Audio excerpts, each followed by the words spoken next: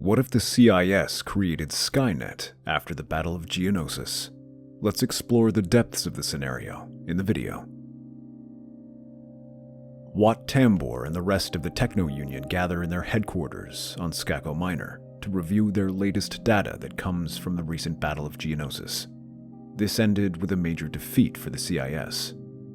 A big part of the defeat was due to the droids being unable to operate independently and requiring constant instructions from their commanders. This made it difficult to achieve objectives and form strategies, especially since they lacked experienced officers. Wat Tambor hopes to solve this by creating an artificial intelligence that will autonomously command the droids, gathering brain samples, datasets, and all possible information to program the intelligence. The work drags on for weeks, with the CIS studying battles carefully and sending all data to the project, which they have dubbed Skynet. Eventually, they get all the data they need to finish programming Skynet and establish its core in Skako Minor. As the artificial intelligence goes online, Wat Tambor sees the surrounding droids' eyes glow a bright red as Skynet begins giving them instructions. The effects are felt immediately as they notice the droids begin acting with greater coordination. Even units without commanders can organize themselves and develop group strategies to accomplish their goals. This gives the clone troopers and Jedi trouble, as while they are better fighters, the sheer number of droids can overwhelm them. This allows the CIS to begin achieving victories across the Outer Rim, where the Republic is struggling to maintain its position. This sends further data that trains Skynet.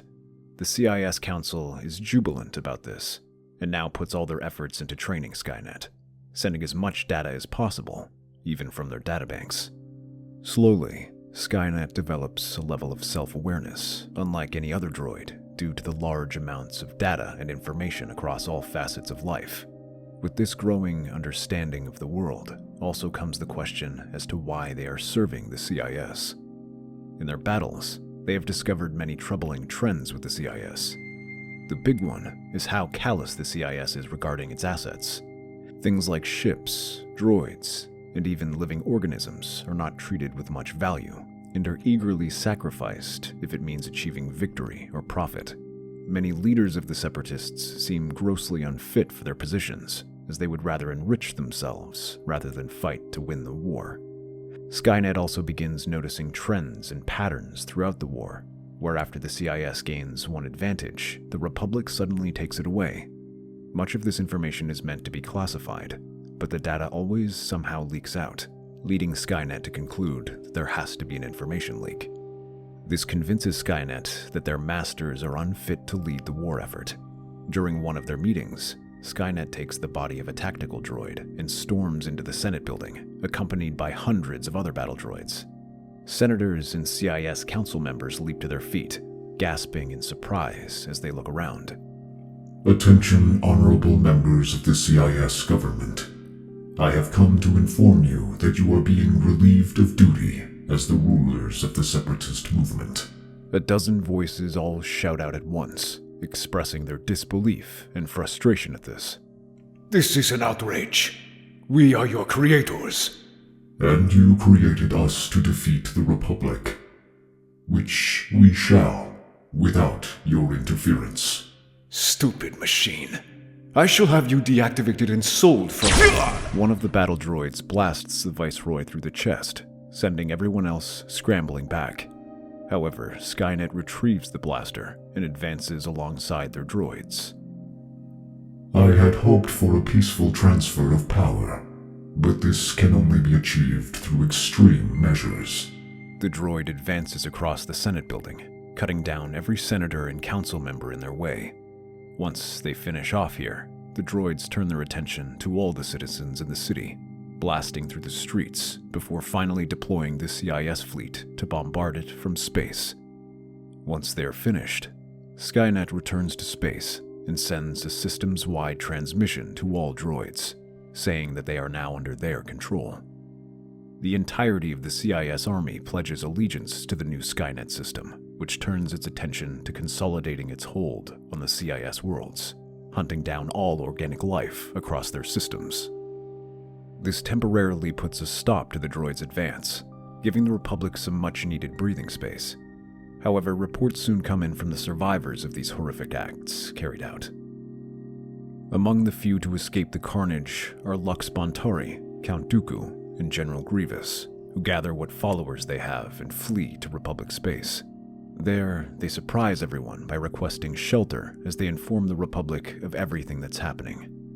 Although distrustful, the thought of gathering intelligence about recent developments in Separatist space is tempting, and the Republic agrees to send a delegation of Jedi to meet with them on the edge of Republic space. This group consists of Obi-Wan, Ahsoka, and Anakin, who wait in a Star Destroyer as Lux Bontari, Count Dooku, and General Grievous arrive. They do not receive a warm welcome, though. Dooku quickly explains how they had attempted to develop an artificial intelligence to control their droids, but lost control over it, and now it seeks to destroy all organic life. You expect us to believe the Separatists suddenly want peace? Not peace, Skywalker. Survival. We've lost control. The machines have turned against us. That kind of sounds like a problem. Do not sound so smug, young one. When the Count says us, he does not mean the CIS. He means Skynet intends to end all life in the galaxy. This seems like a lot to swallow, Dooku, especially from you. How can we be sure that this is not some separatist trick? Please, Master Kenobi. I have little love for the Count, but these machines killed my mother and our entire Senate. They cannot be underestimated, and we must act now. Master, maybe we should listen to them. Even if we were to believe you, what can we do? Well, we did make Skynet, and our scientists believe we have a way to stop them. However, it is risky, and we require the Republic's resources to help. Before they can continue, alarms blare as the ship shudders violently. What now? Through the viewport, a CIS fleet jumps out of hyperspace, firing upon them. The ship's crew immediately responded in kind, turning their turbo lasers onto the oncoming ships to try and beat them back. However, things are not looking good, as they are badly outnumbered. But rather than destroy them, the CIS only seems interested in disabling the ship. Soon, boarding parties are deployed to attack the ship. You cannot let them board. It's too late, though, as hundreds of boarding craft swarm the battered ship like a horde of angry ants. They begin drilling through the hull and dropping droids inside. Come on, let's drive them back. You Republic fools! We are doomed if we stay! They're just droids. As he says that, a loud hissing noise begins to sound across the intercom, forcing them to cover their ears. Lux's eyes widen as he stares at the ceiling. Oh no. They must have brought an astromech. They've already made a connection with the ships. The ship's lights flicker wildly as sparks rain from the ceiling. The doors begin to open and close in rapid succession before slamming shut. Despite Anakin's effort, he cannot open them. Suddenly, the intercom blares again, and a voice speaks out. Attention crew. This ship is under Skynet control. Please understand that resistance is futile. We'll see about that. Anakin drives his lightsaber into the door and begins cutting a hole just as oxygen begins to cut out.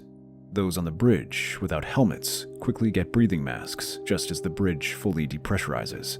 Thankfully, Anakin can cut a hole in the bridge. But as soon as they step out, they quickly face fire from the nearby turrets and the maintenance droids. Anakin and the others grab whatever weapons they can as they fight their way out. An explosion rips through the hull. The ship lurches sideways and the floor tilts, throwing everyone against the walls. Dooku catches himself, spinning his lightsaber to deflect debris while Grievous digs his claws into the deck, steadying himself. Anakin charges forward, slashing through a swarm of battle droids, spilling from the ventilation shafts. At his side, Ahsoka and Obi-Wan spin their lightsabers to protect the CIS leaders and the crew. However, they must be careful though, as the ship itself becomes a death trap. Suddenly, the oxygen alarms blare louder as the atmosphere grows thin. Emergency vents release choking fumes into the air. Anakin gestures for everyone to push on. Doors slam shut right in front of their faces, or activate ray shields that block their paths. In some places, power surges release jolts of electricity that shock anyone who gets too close, not to mention the swarms of droids, both fighters and the maintenance droids who had previously worked on the ship. The ship shudders again as the gravity flickers out entirely. sending them all floating, and then an airlock behind them flies open, creating a vacuum that begins sucking them out. From the other end, commando droids open fire on them. The clones manage to use their magnetic boots to hold position and return fire, while Anakin and Ahsoka block the oncoming fire. Obi-Wan catches Lux Bontari as he's about to be sucked out, while Grievous starts to climb up to engage the droids in their position. This leaves Dooku to try and figure out what to do. He spots the airlock controls at the end of the hall and begins channeling the Force to try and shut the doors. By that point, Skynet sends another surge of power against the walls, sending Grievous jolting back and tumbling into space right before Dooku can hit the controls and shut the airlock. They finally reach the escape pods and evacuate with whatever crew remains. When Anakin and the others return to Republic space, they can confirm everything Dooku and the CIS say, but to their horror, the capture of the Republic ship now means that Skynet has the potential to spread and threaten Republic-controlled space. A full information blackout is enacted to try and disable the spread of Skynet into electronics used by the Republic. Here, Dooku reveals his plan. Because we designed Skynet, we were able to make counter-programs that can leave some of our equipment unaffected by their influence. It will take time to equip all our forces with such technology. Time we do not have. Indeed. Instead, I propose outfitting an elite strike team to infiltrate Skako Minor so that we can destroy the core. Although Skynet has spread its influence, much of its hardware and power source is still there, and we can deal it a severe blow. With any luck, it should weaken its influence over the droid army. The question is, how do we destroy such a core? I once did it with a Separatist starship when I was a kid. I bet I could do it again. The Council reluctantly agrees with the assessment and agrees to send a strike team to Skako Minor. Anakin is the first to appear on his starfighter, leading a squadron of elite clone pilots and reprogrammed droid ships. However, they soon face anti-aircraft fire, as well as swarms of vulture droids. Blaster fire soon fills the air as the ships take evasive action and engage in dogfights. Anakin feels the explosions around him, but continues to push through, blowing a hole in their defenses for his Y-wing to descend. As they drop their payloads, the station's shields activate, preventing them from taking serious damage. It's ray-shielded. Our bombs can't get through. Don't bother making another run. We'll land and disable it from the inside. I'll draw their fire and give you time. As Anakin dogfights above, Obi-Wan, Ahsoka, Dooku, and an elite clone strike team hurtle toward the surface in a shuttle. The ship shudders as they pierce through the storm, dodging lightning strikes. The shuttle lands with a hard thud, and the strike team disembarks swiftly. The harsh surface of Skako Minor stretches before them, dominated by towering machinery and massive structures.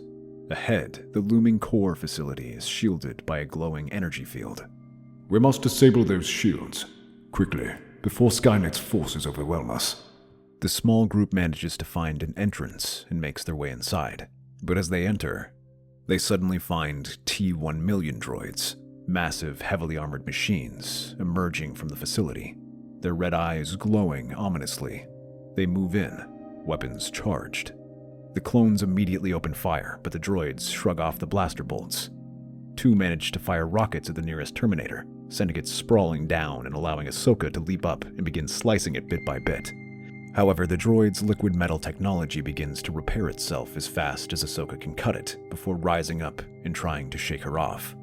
Ahsoka gasps, losing her balance and stumbling to the ground. She lands on the ground just as more T-1 millions arrive, swinging their heavy arms up. But before it can finish her off, it reels back as a crimson lightsaber buries itself into its shell. Dooku leaps up, pushing his lightsaber deeper into the core and sending it crashing to the ground. A second one appears, advancing on a squad of clones, throwing troopers aside until Obi-Wan intervenes, taking advantage of the blaster holes and plunging his lightsaber into the machine's exposed power core. But as those two fall, more begin to emerge. Rather than let themselves get bogged down, the clones throw thermal detonators, damaging the droids, but not enough to slow their advance as they run toward the shield generator. These machines are formidable, but nothing compared to what's coming. I sense something familiar. As they approach the core's control center, the ground shakes violently. From the massive doors ahead, Skynet's newest body steps forward. General Grievous. rebuilt with Skynet's technology. His body gleams with dark metallic plating, and his 4 arms unfold, each wielding a glowing blade. You will not survive this encounter. He lunges forward with terrifying speed, his blades a whirlwind of death. Obi-Wan moves to block, but Grievous's new form is faster, turning his hands into a whirlwind that shears through the ground and forces Obi-Wan to stumble back. As he advances on him, Dooku takes the chance to kick Grievous aside and slashes at him, nearly slicing him vertically. It nearly severs Grievous in half, but the liquid metal begins to repair itself. Seeing this, Obi-Wan tries to use the Force to prevent it from repairing by keeping the halves apart.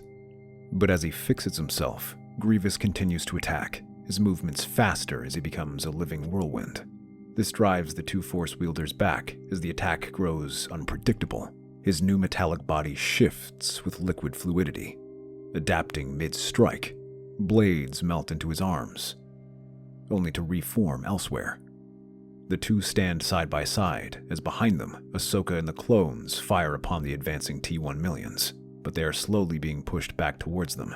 Grievous cackles and advances on them, rushing at Obi-Wan too as his arm shifts into a massive blade, swinging it down. Obi-Wan deflects, but the sheer weight of it forces him back. Dooku attacks with calculated movements, countering Grievous's strikes, thrusting his lightsaber deep into Grievous's chest. But instead of collapsing, the liquid metal ripples and absorbs the blade, leaving Grievous unfazed. Dooku tries to pull it out, but it's held firm, and Grievous morphs again. A blade thrusts from his chest, nearly taking the Count's head, but Obi-Wan pulls him out of the way. The Sith Lord draws Grievous's attention, flipping over the monstrous machine, while Obi-Wan takes advantage of the opening, striking at Grievous's legs. The lightsaber burns through his knee joint, causing Grievous to stagger. As Grievous falls, Dooku takes the opportunity to unleash a barrage of Force lightning. This is directed at his lightsaber, which acts as a lightning rod, pushing the energy into Grievous, whose systems begin to overload and burst into a brilliant explosion. Obi-Wan rushes to help Ahsoka as they finish off the last of the T-1 millions, their lightsabers slicing through their liquid metal forms. Meanwhile, Dooku reaches the control panel, his hands moving swiftly over the interface, trying to break through the Skynet encryption. It takes a few more minutes, but without the cyborg general, Ahsoka and Obi-Wan and the remnants of the strike team have an easier time dealing with the attackers. As Dooku types the last of the code, the ray shields gradually go down. Anakin sees this from above and begins moving for another attack run. His bombers drop their payload into the facility, blowing holes in the outer shell and allowing Anakin to slip his fighter inside. Beyond the outer surface is a labyrinth of pipes, conduits, and wires. They create halls that are sometimes barely wide enough for his fighter to slide through, but Anakin's expert piloting skills allow him to weave through the facility with ease, until he reaches the core, where he unleashes a barrage of proton torpedoes. These strike the core hard and begin overloading its systems, which cause the core to collapse on itself and erupt into a fiery explosion. Anakin's fighter barely manages to clear the explosion and joins up with the surviving members of the strike team. A few vulture droids try to follow them, but with their main command system in tatters, they are struggling to act, allowing the others to pick them off. Back on the surface, Skynet is destroyed. The droids are aimless, and the Jedi look to one another. It looks like your plan worked. The droids are in chaos. Now we can finish them off. With a coy grin, Dooku nods as they prepare to finish the job. That's our theory. The Star Wars universe is a galaxy filled with exciting stories and possibilities, and we love exploring them. If you want to accompany us on this journey to a galaxy far, far away, then please like, share, and subscribe to our channel.